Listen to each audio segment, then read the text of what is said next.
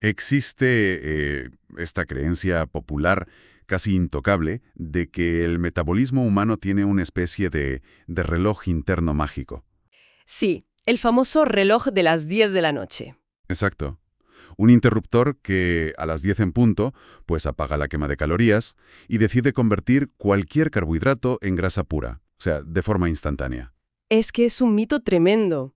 Se asume que transformar el físico es una ecuación matemática simple, ¿verdad? Claro, en plan, comer pechuga de pollo muy seca, evitar la cena a toda costa, y bueno, simplemente ver cómo la báscula baja. Ya, pero es una visión excesivamente simplista. A ver, se trata a la biología humana como si fuera un sistema puramente binario. Con alimentos buenos y malos, sin más.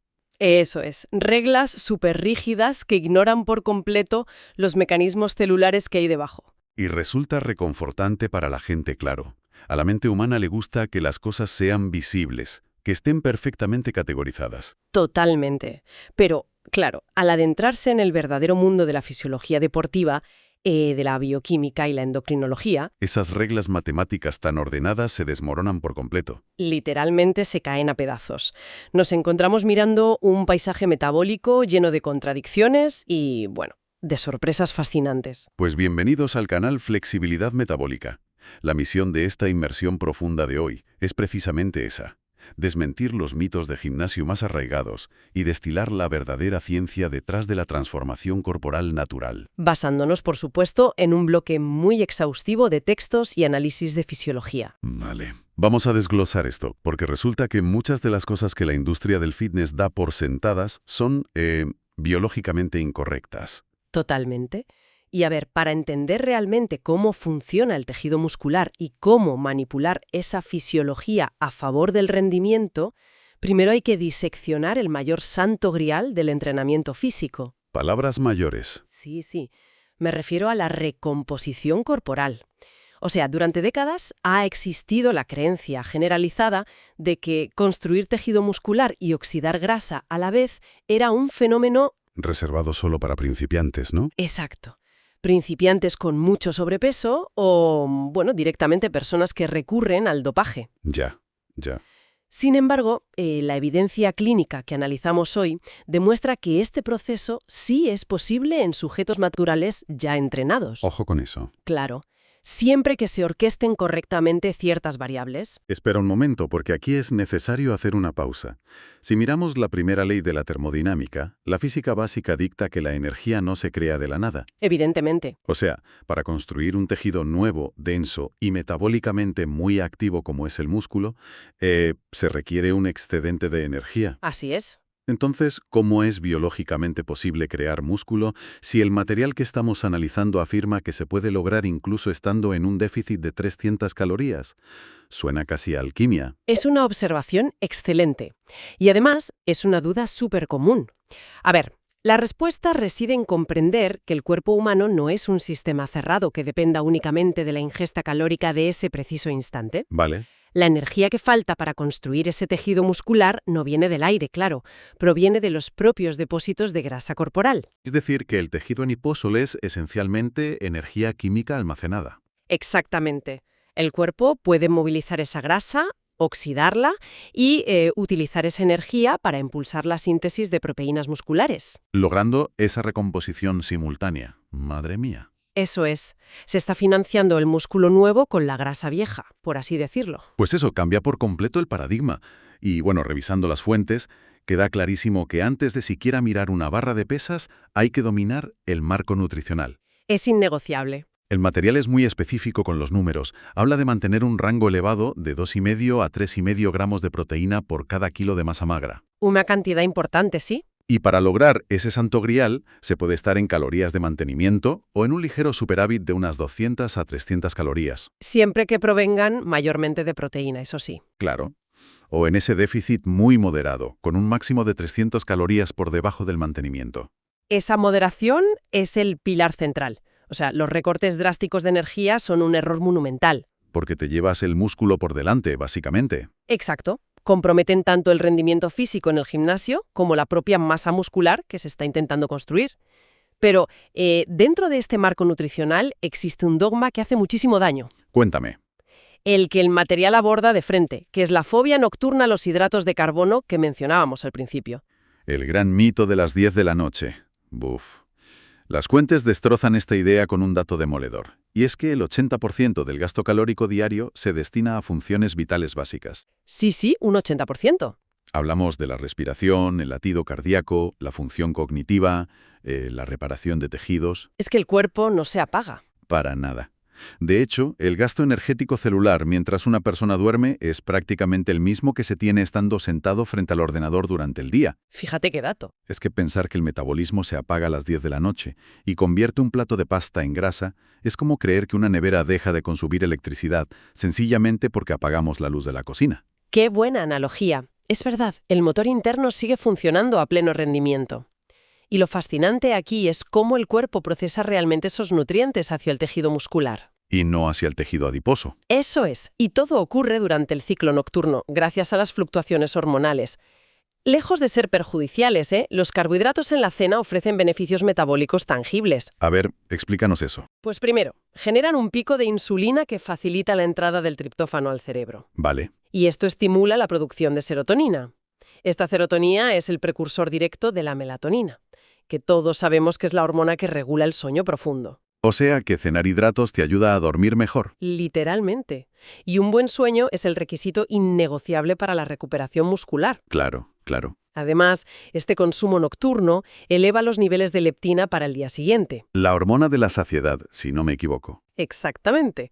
Le indica al cerebro que el cuerpo está nutrido, y esto previene ese hambre voraz que mucha gente siente a la mañana siguiente. Y el material utiliza una analogía fantástica para explicar cómo entran esos carbohidratos al músculo muy relacionada con el cortisol, ¿verdad? Sí, es muy visual. El cortisol, que es la famosa hormona del estrés, suele estar muy elevado por la mañana y luego desciende de forma natural por la noche. Ajá. Se puede pensar en el cortisol como un portero de discoteca muy agresivo, ¿vale? Ajá. Un portero que bloquea la entrada de los nutrientes a las células musculares. ¡Qué buena imagen! Pues por la noche, cuando el cortisol baja, ese portero desaparece. Vía libre. Vía libre total.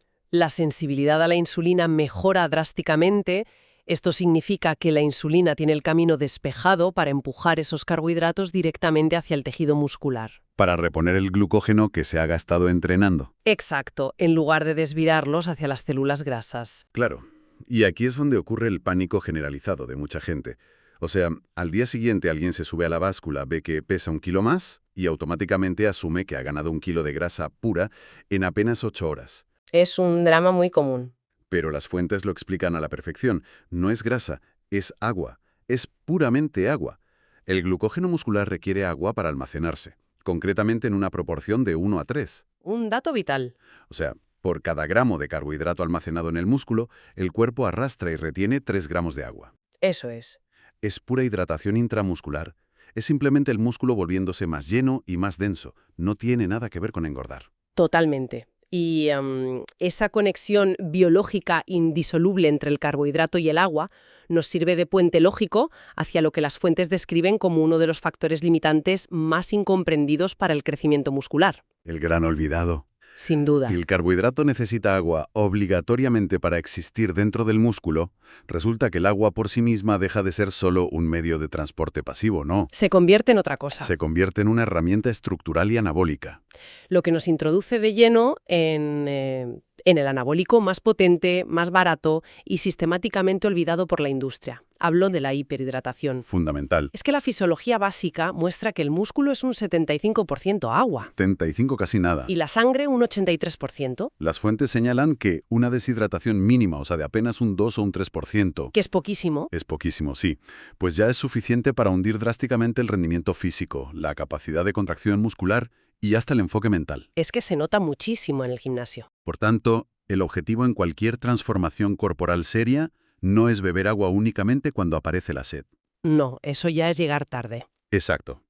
Hay que buscar un estado proactivo de hiperhidratación. Un estado que, según los textos analizados en este vídeo, ofrece 3 beneficios biológicos fundamentales. A ver cuáles son. Pues mira, el primero es mecánico.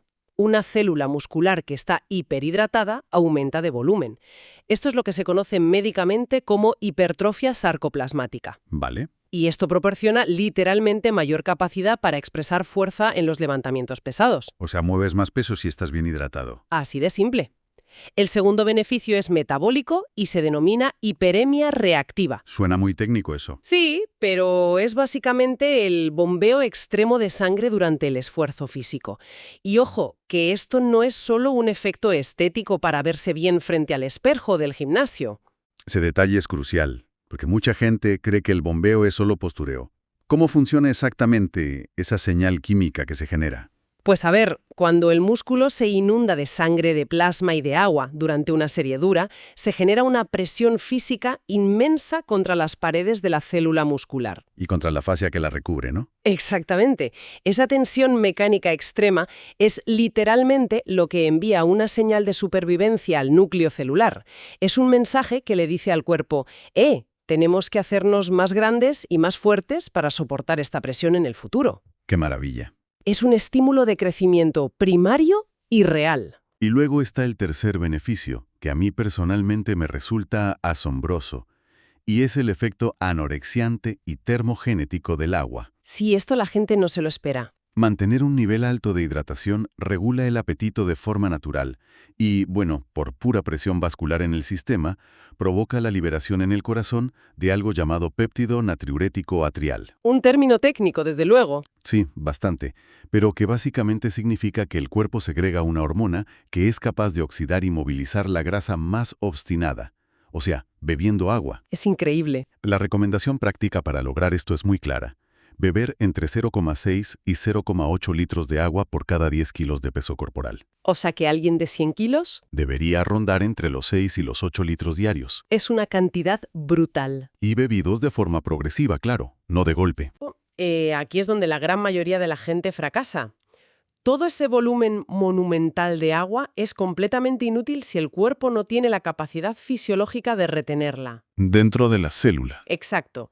Si no, se orinará sin ningún beneficio. Por eso, el material insiste en que es absolutamente imperativo emparejar esta ingesta masiva de líquidos con la sal. La gran demonizada. Sí. La pauta que dan es añadir 1 gramo de sal de mesa a las comidas por cada litro de agua ingerido. Sal de mesa común, que es un 50% de sodio. Y la razón de esto es puramente celular. Pues hablemos de esa razón celular, porque a menudo se le tiene tanto miedo al sodio como a los carbohidratos por la noche, o más. Sí, es un miedo infundado. A ver, el mecanismo clave aquí son unos transportadores dependientes de sodio, que se conocen como SGLT. Vale. La glucosa, que proviene de los carbohidratos, no posee una llave mágica para entrar sola a la célula muscular. Necesita un vehículo de transporte, por así decirlo. Ajá. Y ese transportador requiere de sodio molecular para activarse. O sea, sin sodio no hay transporte. Eso es. Si se corta el sodio de la dieta por completo, los carbohidratos se quedan flotando en el torrente sanguíneo, incapaces de entrar al músculo. ¡Madre mía! Y al quedarse fuera, arrastran el agua fuera de la célula y arruinan por completo todo ese entorno anabólico del que hablábamos. Entonces, ¿qué significa todo esto a nivel práctico? Pues que intentar lograr un gran bombeo muscular estando deshidratado o sin consumir sodio es como intentar inflar un globo que tiene un enorme agujero. Exacto, una analogía perfecta. Sencillamente no hay presión vascular posible. Todo el esfuerzo mecánico se escapa por el agujero y se desperdicia por completo. Precisamente. Y analizando este mecanismo fríamente, queda en evidencia la absoluta locura de ciertas prácticas previas a las competiciones de culturismo o incluso antes de sesiones de fotos. Las famosas puestas a punto. Las puestas a punto, sí. Cortar de golpe el consumo de agua y de sodio días antes de subir a una tarima es uno de los mayores errores biomecánicos imaginables. Te quedas vacío. Totalmente. Básicamente se anula la base misma del volumen muscular. El físico se queda plano, sin capacidad de contracción y súper propenso a sufrir calambres horribles. Es un sabotaje metabólico absoluto. Desde luego que sí. Pero claro, aquí hay una trampa lógica en todo esto. A ver. Podemos tener el músculo inundado de agua, repleto de glucógeno y cargado de aminoácidos, como si fuera un coche de carreras con el depósito lleno a rebosar y los neumáticos perfectos. ¿Preparado para salir? Preparado. Pero si no existe una razón de peso, una verdadera emergencia biomecánica, el cuerpo jamás va a construir tejido nuevo. Claro. Ese combustible, si nadie pisa el acelerador, simplemente se oxidará o se excretará. Y ese acelerador es indudablemente el estímulo del entrenamiento. Así es. Pasamos entonces de la disponibilidad de nutrientes a la cruda realidad de la hipertrofia, La parte dura. la parte que duele.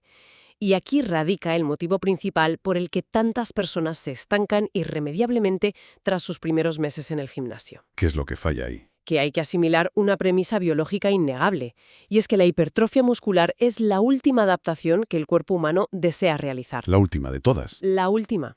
Desde una perspectiva puramente evolutiva, tener más masa muscular de la estrictamente necesaria para sobrevivir es un grave error de diseño. Claro, evolutivamente no tiene sentido. El músculo es un tejido metabólicamente carísimo. Requiere demasiadas calorías diarias solo para existir y mantenerse. Para no hacer nada, solo por estar ahí. Exacto. Por lo tanto, el organismo se va a resistir con todas sus defensas fisiológicas a crecer. No se le puede persuadir amablemente, en plan, por favor, crece. No funciona así. No, hay que obligarlo mediante una demanda implacable en el gimnasio. Obligarlo mediante tensión mecánica real.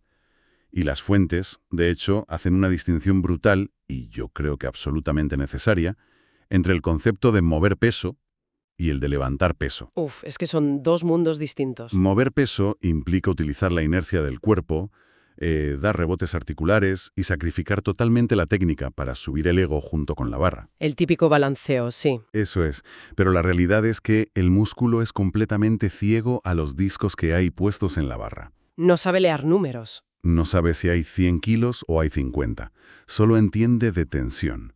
Y si la técnica es ineficiente, si el rango de movimiento es corto o incluso lesivo, el estímulo real sobre la fibra muscular es prácticamente nulo.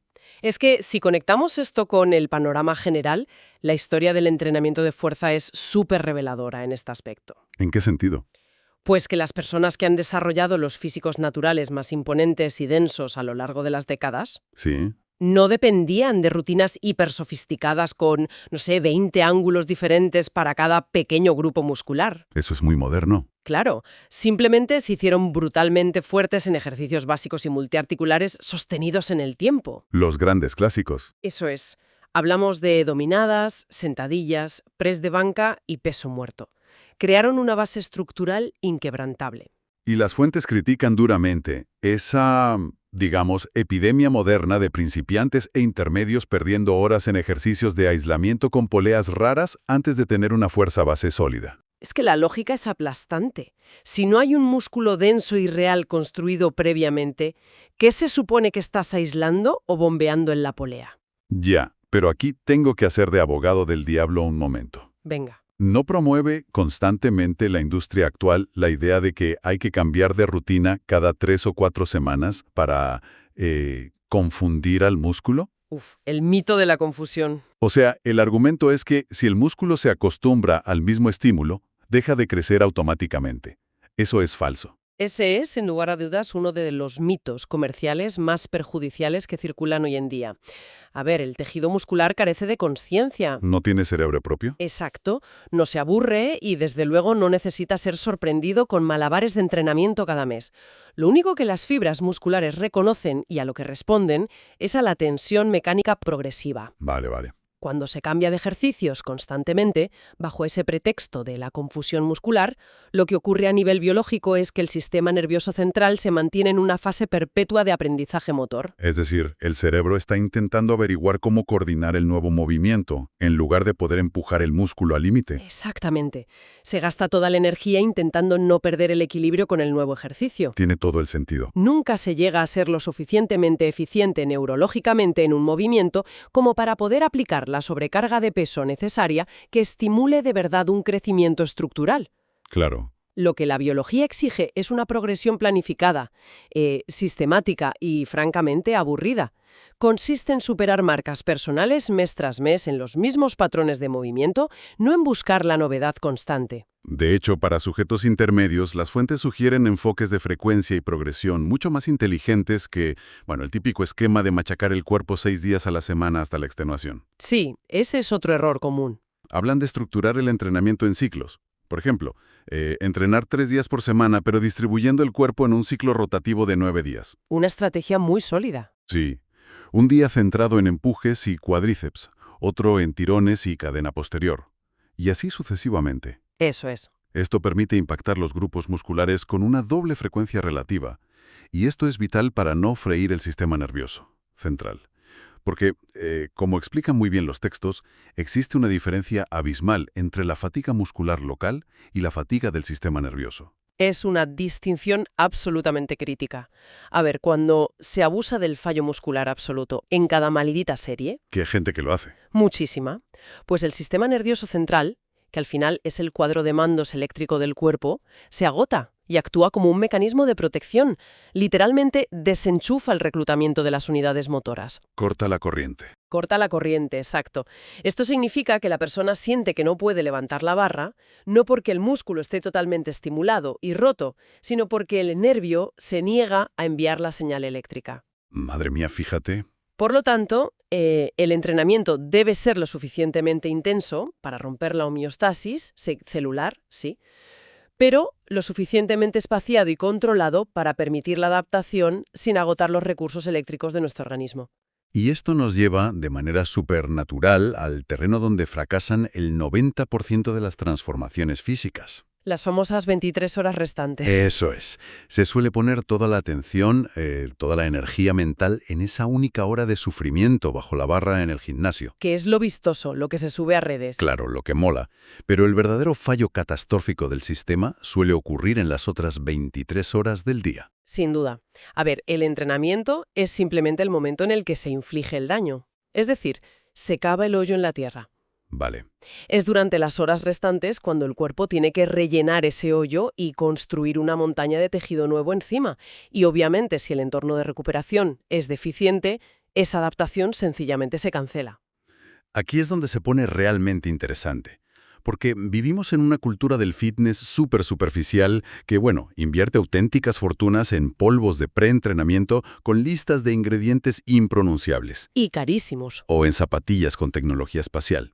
Sin embargo, se ignora sistemáticamente la herramienta anabólica endógena más poderosa y 100% gratuita que existe en este planeta. Que es dormir. Apagar el teléfono móvil, bloquear la luz azul de las pantallas e irse a dormir en una habitación completamente a oscuras. Es que los datos fisiológicos sobre el sueño analizados hoy son irrefutables y, francamente, alarmantes si se ignoran.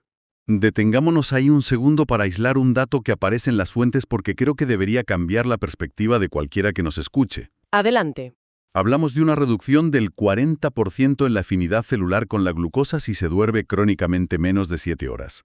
Un 40%. Es una barbaridad. Eso significa que a nivel puramente metabólico, la privación de sueño pone al organismo en un estado temporal que es casi prediabético. Literalmente. Todo ese cálculo minucioso en la cocina pesando el arroz, todo ese esfuerzo extremo moviendo kilos en el gimnasio, se desperdicia en gran medida sencillamente porque la célula, al estar privada de descanso, se vuelve resistente a absorber los nutrientes para repararse. Es un autosabotaje metabólico en toda regla. Y, además de esa resistencia a la insulina inducida que comentas, la falta de sueño dispara crónicamente los niveles basales de cortisol. El famoso portero de discoteca agresivo del que hablábamos. El mismo. Y recordemos que un cortisol elevado de forma sostenida es altamente catabólico. Literalmente descompone el tejido muscular que tanto costó estimular en el gimnasio, para convertirlo en aminoácidos circulantes. Destruye tu propio músculo. Así es, y al mismo tiempo fomenta la acumulación de tejido adiposo en la zona abdominal como un mecanismo de supervivencia pura y dura ante el estrés. ¡Qué desastre de combo! Y por el contrario, fíjate, los estudios muestran que lograr tan solo 1 hora extra de sueño de calidad por noche puede aumentar los niveles fisiológicos de testosterona entre un 12 y un 15%. ¿Solo con dormir 1 hora más? Sí. Un impacto hormonal profundo que supera con creces los efectos de cualquier suplemento comercial que te puedan vender por ahí. Y es que no se trata solo del descanso nocturno estricto, sino de cómo se gestiona el sistema nervioso a lo largo de todo el día. También es clave. O sea, el entrenamiento de fuerza es un factor estresante agudo y necesario, vale. Pero si a esa agresión física en el gimnasio le sumas el estrés laboral implacable, las preocupaciones económicas diarias y una hiperestimulación constante de dopamina a través de las pantallas de los móviles. El cuerpo no sabe distinguir. Exacto. El organismo entra en un estado de lucha o huida perpetuo. Y el tono parasimpático, que es esa rama del sistema nervioso encargada de la digestión, la calma y la reconstrucción celular, pues queda anulado por completo. Completamente apagado. Compensar ese desgaste diario con paseos tranquilos, exposición a la luz solar directa o simplemente tener momentos de silencio total no es un lujo esotérico. Para nada. Es una necesidad biomecánica para poder crecer.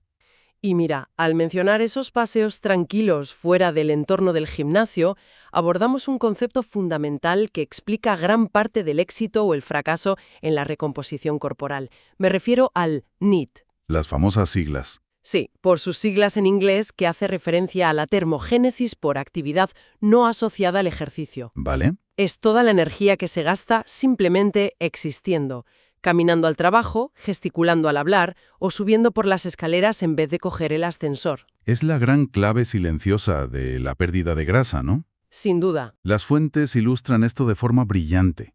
Explican claramente por qué dos individuos, consumiendo exactamente la misma dieta calibrada al milímetro y ejecutando la misma rutina de pesas, terminan obteniendo resultados radicalmente distintos frente al espejo. Claro, porque la rutina es solo 1 hora del día. Exacto. La respuesta es que uno trabaja 8 horas clavado en una silla frente a un monitor y el otro tiene un trabajo activo o simplemente camina a todas partes, acumulando de forma fácil esos famosos 8.000 o 10.000 pasos diarios. Es que la matemática detrás del NEAT es aplastante. Fíjate, 1 hora intensa de entrenamiento con pesas puede quemar, siendo muy optimistas, unas 300 o 400 calorías. Siendo optimista, sí. Pero un nivel alto de actividad diaria sostenida, ese caminar constante, puede sumar fácilmente más de 1.000 calorías de gasto extra al final de la jornada. Es una diferencia abismal. Esa diferencia calórica semanal es insalvable solo a base de sesiones extenuantes de gimnasio. Además, elevar el NEAT caminando a un ritmo suave permite ampliar el déficit energético de una manera tremendamente sostenible, sin generar un impacto en el sistema nervioso central. Que así no interfiere con la recuperación de los entrenamientos pesados de los que hablábamos. Eso es. Matas 2 pájaros de un tiro. Y bueno, hablando de cardio y de déficit, el material de hoy aprovecha para fulminar otro mito gigantesco, que es la supuesta superioridad del entrenamiento cardiovascular en ayunas. Sí. La fisiología demuestra repetidamente que el cardio en ayunas no aporta ninguna magia metabólica adicional para perder grasa. Ah, ¿no? ¿No?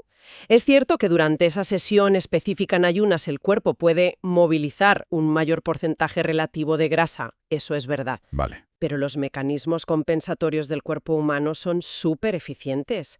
El resto del día el organismo quemará más carbohidratos, haciendo que el balance neto de pérdida de grasa en 24 horas sea idéntico al de hacer cardio habiendo comido. O sea que al final del día te quedas igual. Exactamente igual. La decisión de entrenar con el estómago vacío o lleno es puramente una cuestión de preferencia logística y de confort digestivo personal. No es ningún atajo metabólico milagroso. Pues aclarado queda. Así que, reuniendo todas las piezas de este inmenso rompecabezas, el panorama general para transformar el cuerpo de forma natural se aleja drásticamente de los extremos publicitarios. Sí, se aleja muchísimo. Y de la ansiedad por los detalles insignificantes y, por supuesto, de la fobia a la comida real. Que hemos repasado, se resumirían de forma clara y muy metódica. Venga, un resumen rápido para nuestra audiencia. Pues primero, asimilar que la nutrición requiere abundancia proteica y que consumir carbohidratos por la noche es estratégicamente superior para optimizar el sueño y recargar la musculatura. Fundamental. Segundo, tratar la hiperhidratación y el consumo de sal casi como una misión táctica innegociable, entendiendo que sin agua y sin sodio, el volumen intracelular es sencillamente imposible. Globo pinchado. Exacto. Tercero, interiorizar que el cuerpo debe ser forzado mecánicamente a construir músculo mediante una progresión sistemática en ejercicios básicos. Hay que aparcar el ego en la puerta y abandonar esa idea infantil de confundir al músculo. Queda clarísimo. Y cuarto y último, proteger la arquitectura hormonal en las otras 23 horas del día. Y esto se hace a través de un sueño implacable, una gestión activa del estrés y un nivel elevado de movimiento diario continuo. Pues es un mapa de ruta verdaderamente fascinante, un mapa que devuelve el control real a las manos de la biología básica y la constancia, y lo aleja de los trucos baratos y la suplementación innecesaria que sobran bastante. Desde luego. Y todo este recorrido profundo nos deja con una reflexión final bastante provocativa para llevarse a casa y analizar. A ver qué nos planteas hoy. Sí. Gracias a este análisis a fondo, hemos aprendido que construir músculos considerado por nuestra biología como un lujo antievolutivo que el cuerpo intenta evitar a toda costa para no derrochar energía. Sí. ¿Qué otros supuestos lujos inofensivos de nuestro estilo de vida moderno, como el estrés psicológico crónico incesante o la conveniencia absoluta del sedentarismo extremo en las oficinas, son en realidad trampas biológicas mortales que la sociedad está normalizando y que destruyen la salud metabólica desde dentro sin que nadie se dé cuenta? Uf, es una pregunta profunda, ¿eh? Ahí queda esa idea para la reflexión individual. Y bueno, hasta aquí llega el vídeo de hoy. Ha sido súper intenso. Sí que lo ha sido.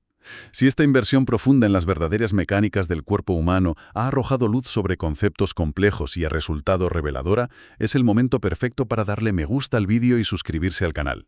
Flexibilidad metabólica. Así no os perdéis nada de lo que viene. Eso es.